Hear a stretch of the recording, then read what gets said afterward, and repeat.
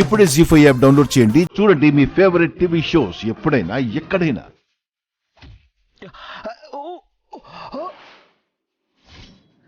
మిత్ర మిత్ర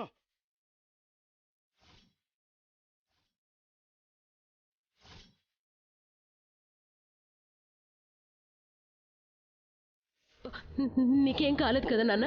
ఏం కాలేదు మామ్. మనీషా, కళ్ళు నెత్తి మీద పెట్టుకొని నడుస్తున్నావా ఏంటి? అడుగులు వేసే ముందు కాస్త అదుపులో పెట్టుకోవడం నేర్చుకో. సారీ ఆంటీ, చూసుకోకుండా మిత్రని గుద్దేశాను.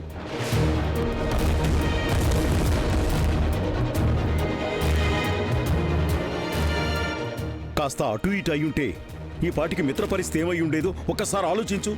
సారీ అంకుల్, ఇంకొకసారి ఇలా జరగకుండా చూసుకుంటాను. బావగారు, మనీషా మాత్రం కావాలని చేసిందా? మిత్రని చంపేయాలని తోసేసిందా?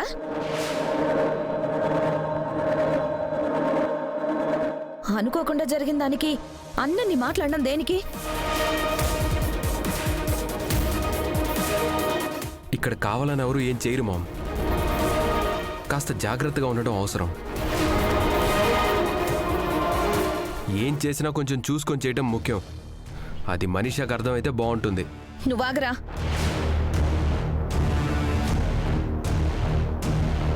ఇప్పుడు మనీషా ఏదో చేయరాని అపరాధం చేసినట్టు మాట్లాడుతున్నావేంటి? ఇది అనుకోకుండా జరిగింది. సరే సరే, ఇక ఈ విషయాన్ని ఇంతటితో వదిలేయండి.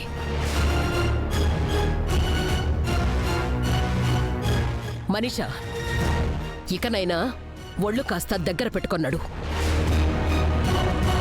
లక్ష్మి చెప్పింది నిజమే. ఇప్పుడు లక్ష్మి మిత్ర పక్కన లేదు కాబట్టి ఈ ప్రమాదం జరగబోయింది. ఈ ప్రమాదం ఇప్పుడు మిస్ అయిందంటే మిత్రకి ఇంకేమైనా ఆపద రాబోతుందా? ఈ విషయం ఎవరికి చెప్పినా నమ్మే పరిస్థితిలో లేరు. ఇప్పుడెలా?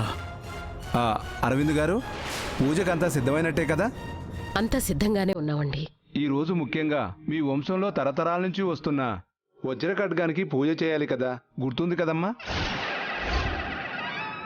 అయ్యో, అదెలా మర్చిపోతామండి. విజయదశమి రోజు వజ్ర ఖడ్గానికి పూజలు చేశాకే మిగిలిన పనులు ప్రారంభం అవుతాయని మీరు మాకు ప్రత్యేకంగా చెప్పాలా? వజ్ర ఖడ్గమా? అదేంటాంటీ?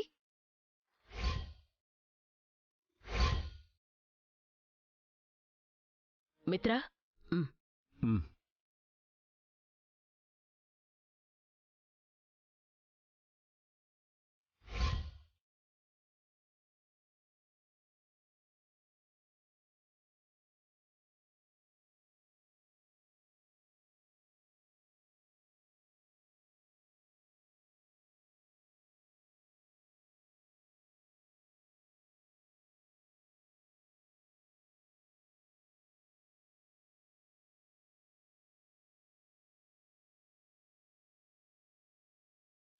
జీ5 యాప్ డౌన్లోడ్ చేసి అన్ని ఎపిసోడ్స్ పూర్తి ఉచితంగా చూడండి.